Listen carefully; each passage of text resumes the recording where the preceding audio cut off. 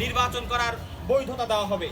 আমরা স্পষ্ট ভাষায় বলতে চাই আরেকটি কথা, আপনারা জানেন যে এই নির্বাচনে একই সাথে এমপি ইলেকশন এবং গণভোট দুটো বিষয় হবে।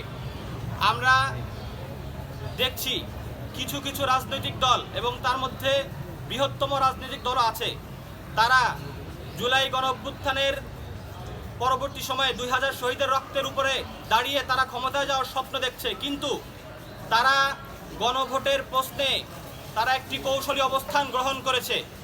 আমরা দেখছি অনেক বৃহত্তম রাজনৈতিক দল এখনো গণভোটে হ্যাঁয়ের পক্ষে তারা তাদের স্পষ্ট অবস্থান জানান দিচ্ছে না।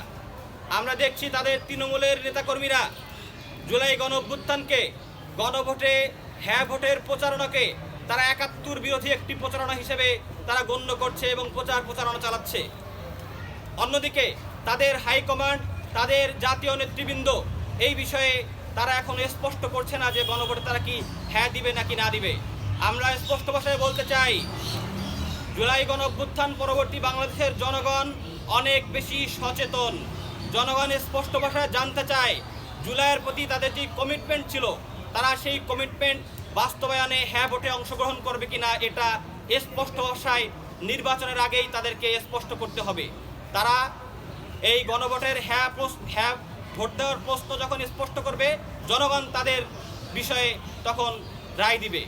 আমরা এই রাজনৈতিক দলগুলোর দ্বিচারিতার বিরুদ্ধেও তীব্র নিন্দা এবং প্রতিবাদ জানাচ্ছি। প্রিয় সাংবাদিক ভাই এবং বোনেরা, এই পর্যায়ে